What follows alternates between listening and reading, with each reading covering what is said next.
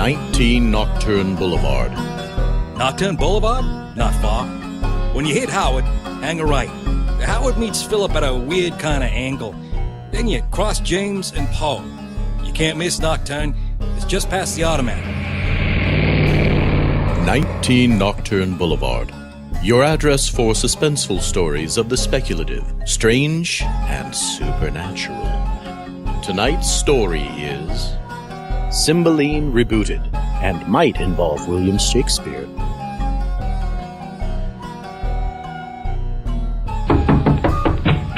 Yes? This is 19 Nocturne Boulevard. Won't you step inside? Did you have any trouble finding it? What do you mean, what kind of a place is it? Why, it's Julie's brain. Can't you tell?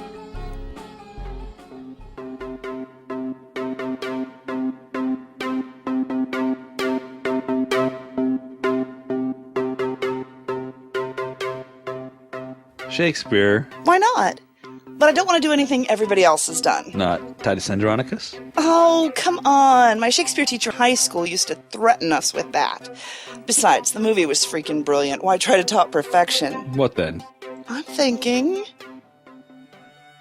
Let her languish, a drop of blood a day, and being aged die of this folly. Do Taming of the Shrew. Done to death, love 10 things, hate shrew. But you like romances. Shrew is not a romance! Ew! Shrew is a diatribe on how tough women need to be beaten down before they can fit into society. Shakespeare even felt he was going too far with that one, else why do the play within a play? That shows he meant, hey, don't take this too seriously, it's a play. Much Ado About Nothing, on the other hand. There's a romance between equals. Benedict is totally the most rockin' hero in all of Shakespeare. Not Hamlet? If Hamlet had any balls, he would have stabbed Claudius, declared himself king, and said, you can't prosecute, and there wouldn't have been a play. How can you be so materialistic about high art? Practical. The word is practical. I have nothing against art, and I actually like Shakespeare as a whole, but he was writing to entertain people, not set himself up as the god everyone seems to think he is. Be brief, I pray you. If the king come, I shall incur I know not how much of his displeasure. Yet I'll move him to walk this way. I never do him wrong, but he doth buy my injuries to be friends. Pays dear for my offenses. Did you decide? Well, it wasn't much of a decision. I've already done Twelfth Night to death, and Much Ado, which is totally my favorite. I don't think I can do it justice in half an hour, so... So, what then? Okay, well, if Titus Andronicus is the Texas Chainsaw Massacre of Shakespeare... Right. Which it really isn't. It's actually a pretty cool play with a surprising amount of subtext and an awesome underlying theme. Uh-huh.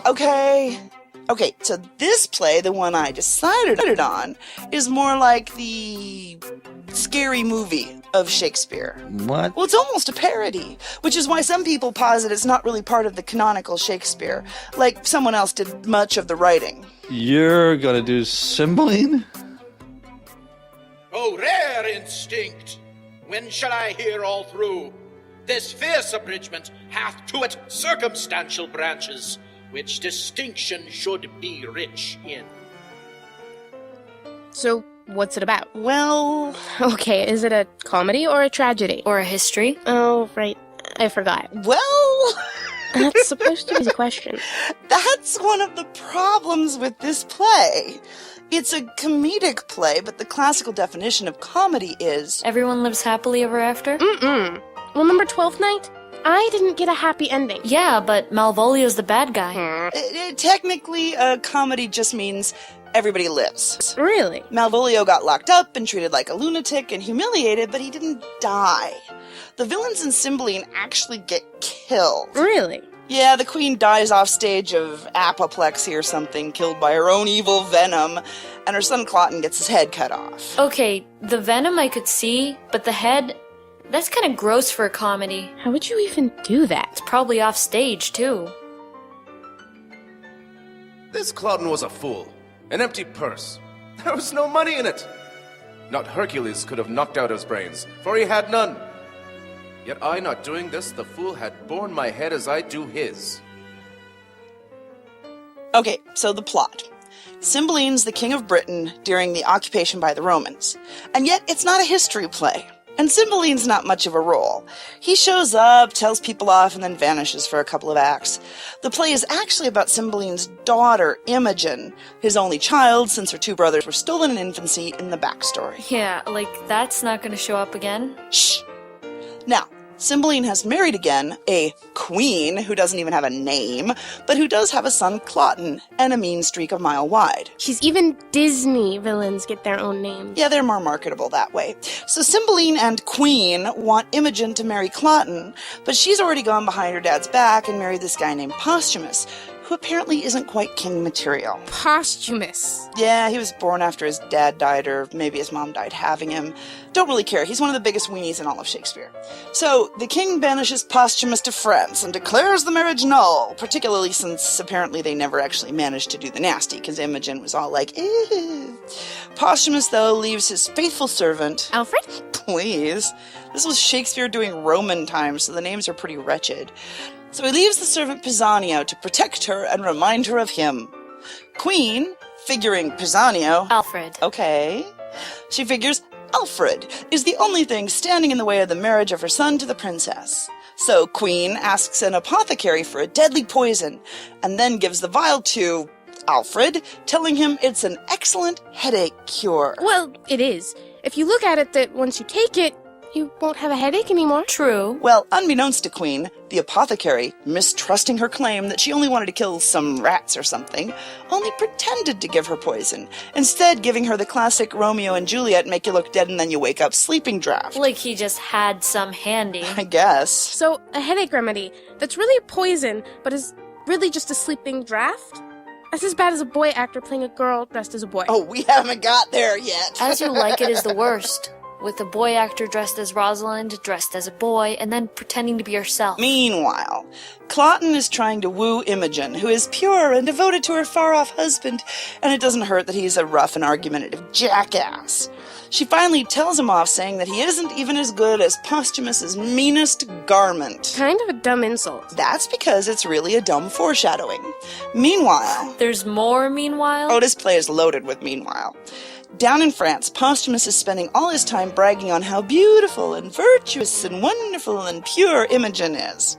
Finally, Iachimo, an officer, gets sick and tired of hearing about her and bets that he can go to Britain and seduce her. He's going to just wander into the castle. Oh, he finds a message to convey or something. Gets in and starts in with the sweet talk. You can practically hear the Barry White.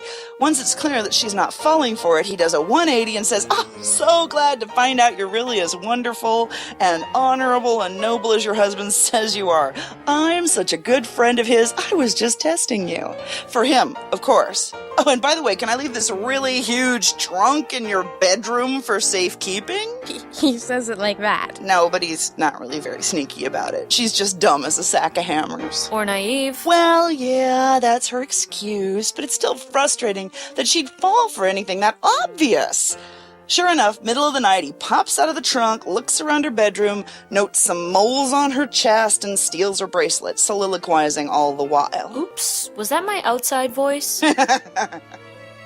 But my design to note the chamber, I will write all down. Such and such pictures, there the window, such the adornment of her bed, the heiress figures, why, such and such, and the contents of the story. Ah, but some natural notes about her body to enrich my inventory. Oh, sleep, thou ape of death, lie dull upon her. Are you of the repressed homosexuality school in the conflict between Iachimo and Imogen? What? Well, that's one of the underlying subjects in the similar Iago-Othello relationship. Iago is jealous of Othello's success, but also of his relationship status change from best friend, object of repressed love, to married friend who spends all his time with a woman instead.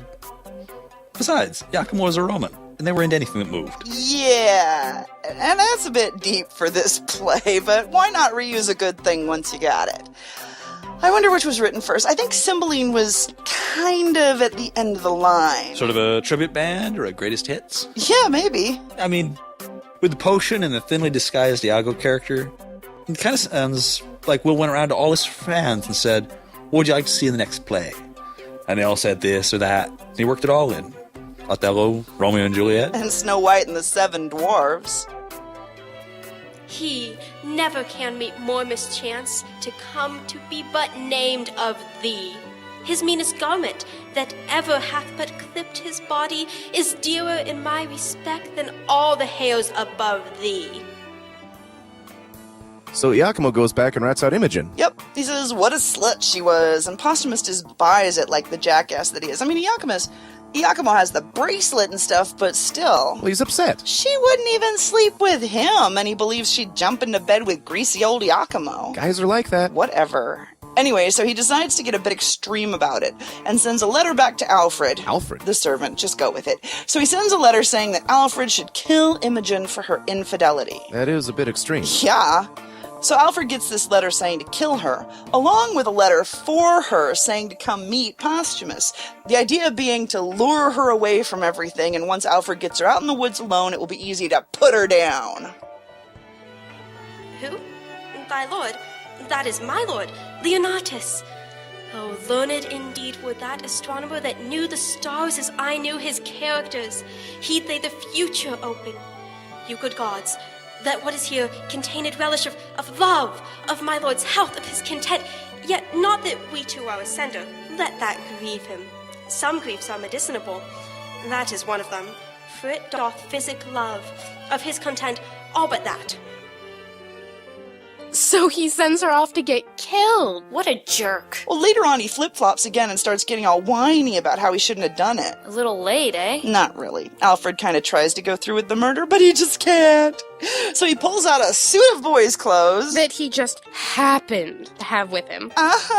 And tells her that she should go and meet Posthumous and explain whatever it was that he thinks she did. Here we go with the cross-dressing. Yeah, he says he'll go back and cover her tracks and send a letter to her husband saying that he did kill her. Is he sending along a deer heart like in Snow White? No, but he's sending something bloody.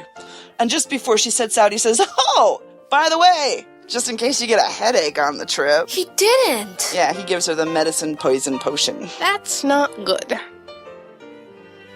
Well, madam, we must take a short farewell, lest being missed, I suspected of your carriage from the court. My noble mistress, here is a box. We have it from the queen. What's in is precious. If you are sick or at sea, or stomach warmed at land, a dram of this will drive away distemper. Choose some shade, and fit you to your bedroom. May the gods direct you to the best. It isn't much to do with Cymbeline, is it? Well, there are a number of scenes with him telling off the Romans who come demanding tribute, but that's all in the boring part of the play. That's the part where everyone dozes off until Imogen comes back on stage again. But that's the important storyline. The social-political situation. The ramping up of tension between the two countries. Fine. So what happens next? Just after Cymbeline and Queen... Why don't you give her a name? You renamed the servant for this. Nah, I like pointing out at every opportunity that Will didn't bother to make her a proper noun. Anyway, right after they find out Imogen has flown the coop, Cloten, who is still passionately in the hots for her, corners Alfred and threatens, cajoles, and finally pays him to tell where she went. Traitor. Nah, Alfred has a little aside where he points out that she's had enough of a head start that Cloten won't ever catch up. Give me thy hand. Here's my purse.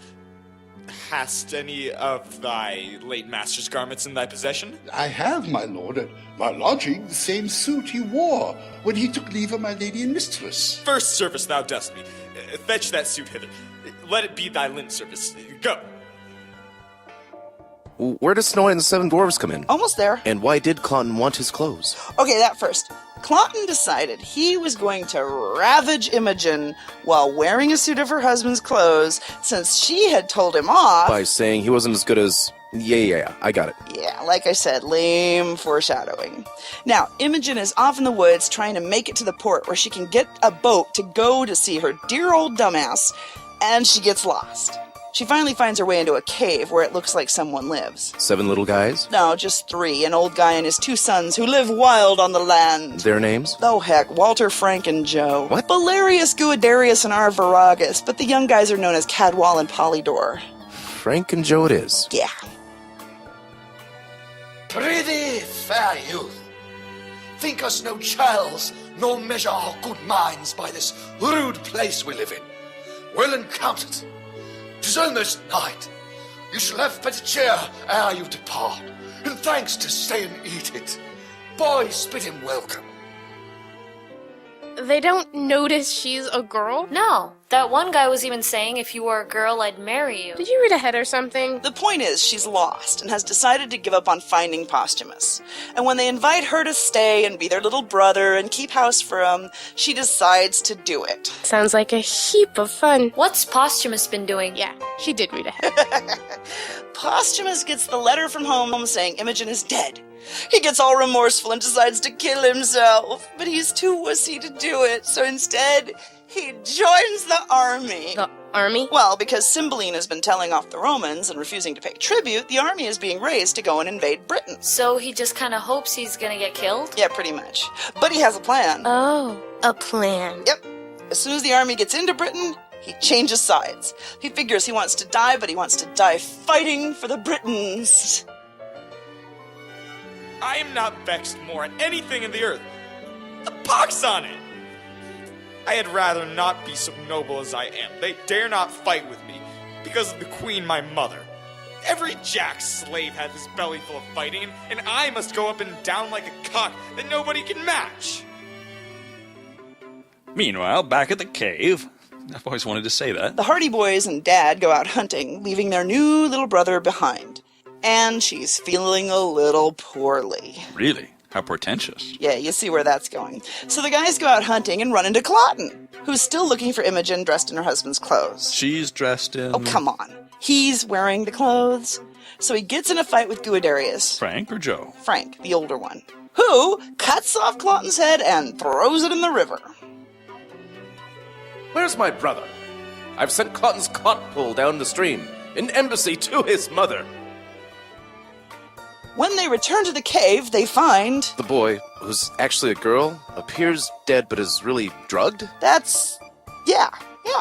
They decide to bury her under a pile of flowers since they can't bear to put him under the dirt. That's probably for the best. And they decide that since they have this bank of flowers and this other dead body... Oh geez, a headless corpse. Dressed in her husband's heavy-handed foreshadowing. They bury them together? Yep. And when she wakes up... Yup. I had this... the garments of Posthumous. I know the shape of his leg. This is his hand, his foot Mercutio, his martial thighs, the bronze of Hercules. But his jovial face, motor in heaven, how? It is gone. And then the entire Roman army comes on stage. What? Well, 2 or 3 guys in togas, however many extras the show can afford. Basically, you have Imogen crying over the dead body she thinks is her husband, and their general Caius Lucius... Patton, fine. Patton sees the youth she's still in boy's clothes, and touched by his devotion to his dead master, Patton takes him on as a servant on the spot. Imogen figures it's the best deal she's gonna get and agrees, not realizing that both Posthumous and Iachimo are part of this army. The offstage part, right? Yeah. So please, your majesty, the Roman legions, all from Gallia drawn, are landed on your coast, with a supply of Roman gentlemen by the Senate sent. The battle begins, and the 3 guys from the cave join in on the Briton side. Is this when Posthumous turns coat? Yep, he switches over, and the 4 of them defend a narrow lane against the entire Roman army, giving the Britons a chance to regroup and win the day. That sounds easy. Well, it's a bit more convoluted in the script, but I simplify because drawn-out battles are only fun to watch, not to read. So they win. Yep. And Posthumous, disappointed at not dying as a Briton, changes coat back just in time to be captured as a Roman. Sucks to be him. Pretty much. Yea, bloody cloth, I'll keep thee, for I wish thou shouldst be coloured thus. You married once. If each of you should take this course, how many must murder wives much better than themselves for wrying but a little? Oh, Pisanio, every good servant does not all commands. No bond but to do just ones. Gods, if you should had tamed vengeance on my faults, I never had lived to put on this. So had you saved the noble Imogen to repent, and struck me, wretch more worthy of vengeance.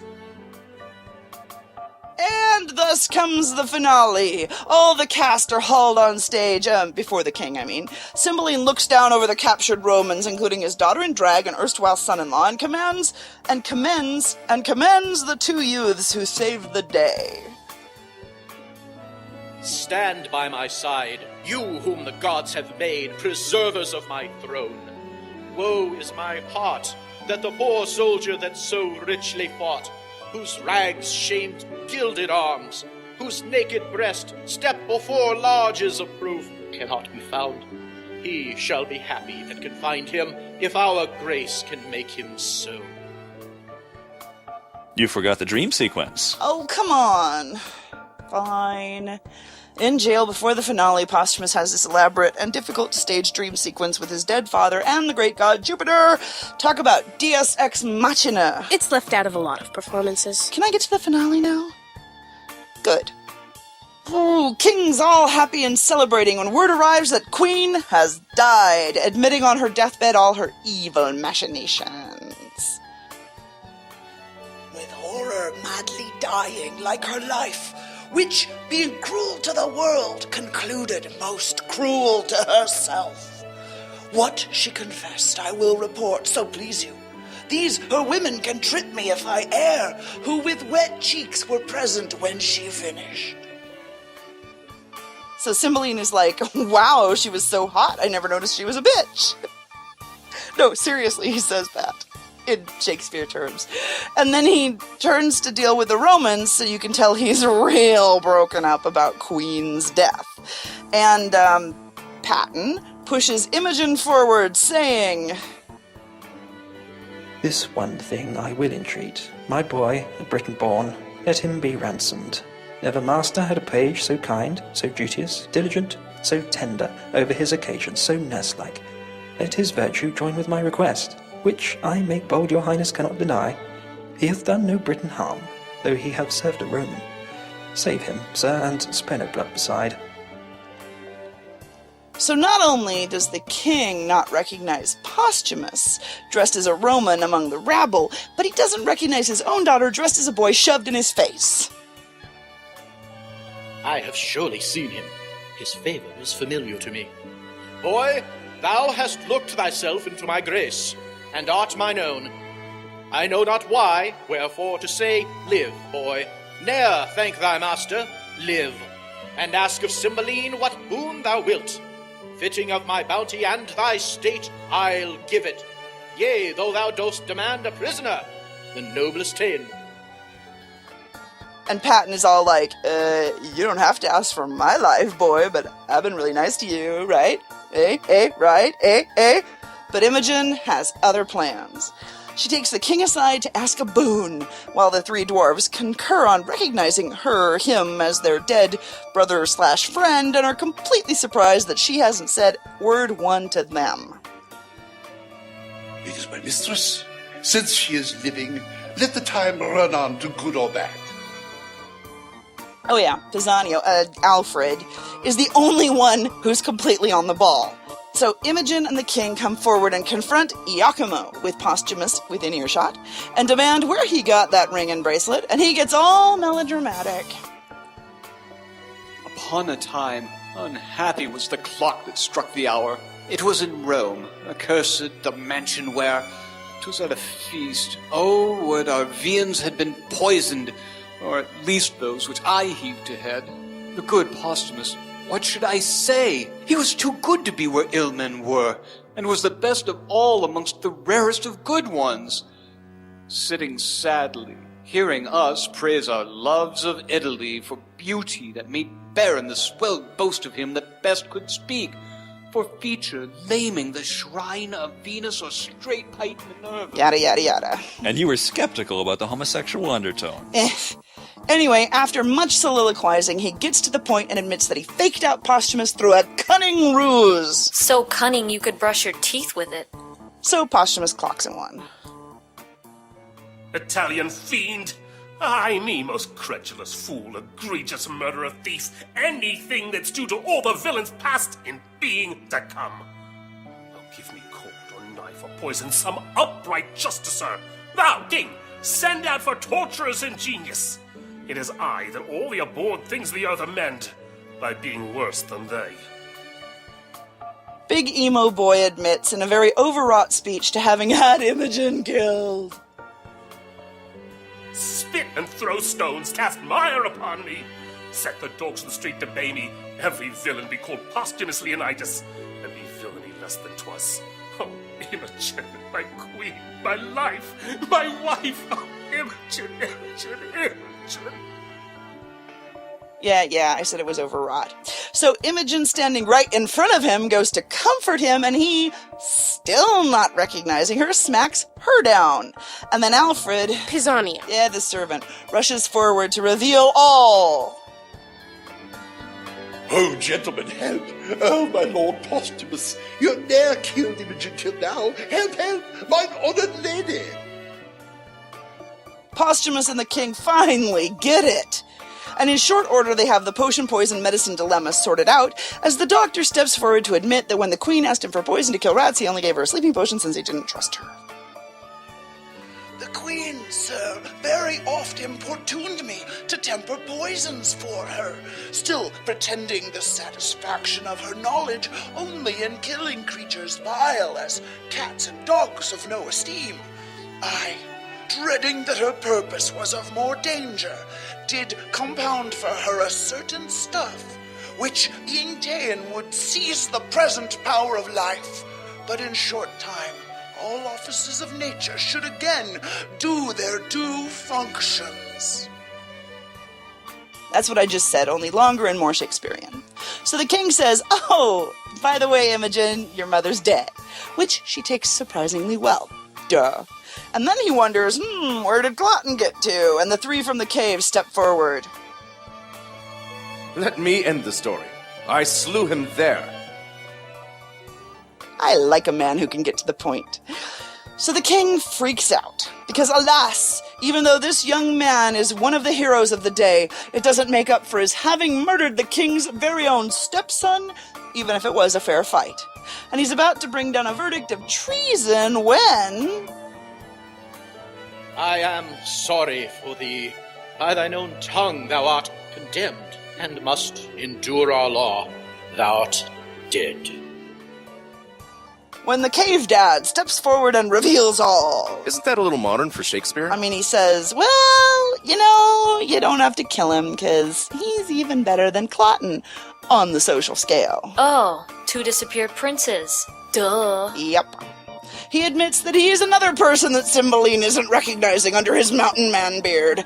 But he used to be a courtier to the king, and when they had a major falling out 20 years ago or so, he ran off with the 2 princes and has raised them as his own sons. But gracious, sir, here are your sons again, and I must lose 2 of the sweetest companions in the world. The benediction of these covering heavens fall on their heads like dew, for they are worthy to inlay heaven with stars. And you wonder why some people find the bard annoying. Shove it. You put the butts in the seats. So now that Imogen isn't the only heir, or even the first heir to the throne, she can marry Posthumous. And for some stupid reason, she still wants him. Even after he's been even more of a dumbass, gullible dick than Claudio in Much Ado About Nothing. She's in love? Written by an Elizabethan man.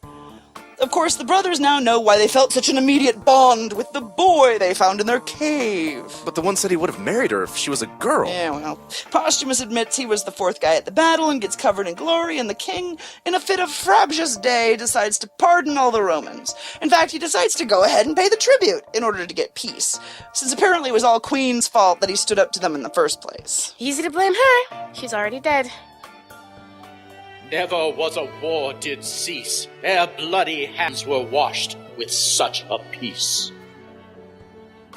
So you gonna do this? Nah. Now that I think about it, it's kind of dumb.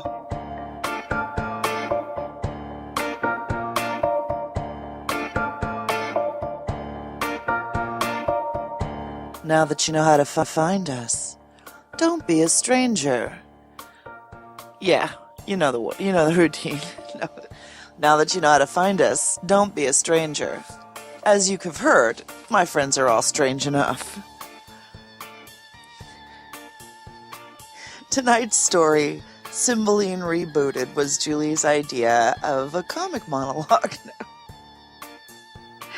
Okay, starting again.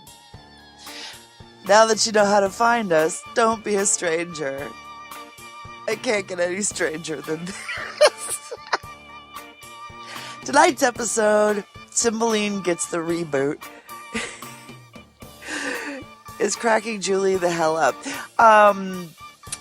And was written by Julie Hoverson. In it, playing themselves were Steve Guy, Joel Harvey, Tanja Milojevic, and Beverly Poole, not to mention Julie Hoverson.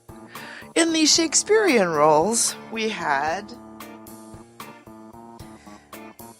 Imogen was played by Chandra Wade, Cymbeline Reynaud LeBoeuf, Jove was Bob Noble, Posthumous was Russell Gold, Iachimo was J. Spyder Isaacson, Cornelius and the Queen were played by Julie Hoverson, Pisanio was Glen Hallstrom, Guiderius was Joel Harvey, Cloten was Michael Faigenblum, Belarius was Jack Kincaid of FIS Edict 0.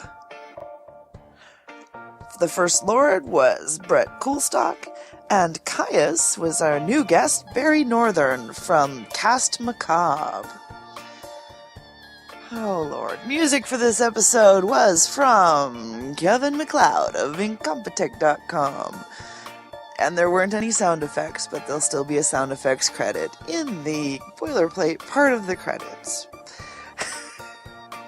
This has been a bit of a crazy moment because this was an episode where, due to, well, circumstances that weren't beyond my control, but were, let's say, out of my control, to some degree, basically involving me having a movie deal going through. Yay! If you haven't heard about that yet, come check out the information on, I've mentioned on audiodramatalk.com. Come to the forum there and take a look. Anyway, I've been really busy the last couple weeks, and so, it's been really crazy. And, I'm gonna give a shout out here. I'm just doing these credits straight through. I'm not even gonna edit them, so yeah, you're getting all my bloopers right now. But I want to give a big hug and a shout out to all the people who have been taking on some of the responsibility for the show recently. Glen Hallstrom is doing the blogs, and I've got a couple people, Jason and Kim, who are going to start doing some help with sound editing, and I want to mention Suzanne, who is taking over and made us a Facebook page, so come look for us on Facebook. I'm assuming it's 19 Nocturne on Facebook. It's really late and I can't remember, but it shouldn't be that hard to find. Come friend us. Why not? So yes, everybody, wonderful people who are going to help me keep this going, even though I'm going through this insane thing called making a movie. And if you want to hear more about that, also I have a blog about my one woman's journey into independent filmmaking, and it's a horror movie, so don't be too surprised. My blog is over at protegethemovie.wordpress.com. Of course, I remember that one. That's all one word, protege. P-R-O-T-E-J-E. I was going to say J. P-R-O-T-E-G-E-T-H-E-M-O-V-I-E.com. .wordpress.com. Yeah, it's really late when I'm doing these credits. Anyway, but I was absolutely determined to still get an episode out on time. So now I have to write another one that would be easy to put together at the last minute. Darn me. Golden Woods will be coming out. Well, I mean, by the time you hear this, anyway, Golden Woods, which was scheduled to come out this weekend, we had some technical difficulties with sound issues. We're re-recording some parts so that it can come out in 2 weeks. We've just shoved most of the schedule down a little bit. Yay, team! Have a great day. Golly, I'm good at being me. Or even making, that's not bigger! No. Back to the top of that scene. I can go bigger. I can play me as big as I want. Alfred the Servant, how original. The cover art for this episode was by Brett Coulstock. Sound effects were found on soundsnap.com and sonomic.com and onesoundfx.com. Sound and mastering was done by Julie Hoverson. The opening theme was by Kevin MacLeod at Incompetech.com. The opening credits featured Cole Hornaday, Reynaud, LeBoeuf, and Julie Hoverson. All persons, places, and events in this story were fictitious or used in a fictitious manner and are not meant to reflect any persons, places, or things, living, dead, or undead. Questions? Comments? We would love to hear from you. Contact us at 19nocturne@live.com. That's 19nocturne. Or check out our website at www.19nocturneboulevard.com. Or join us in the 19 Nocturne Boulevard forum over at audiodramatalk.com. This presentation is copyright 2010 to Julie Hoverson and Reality Productions.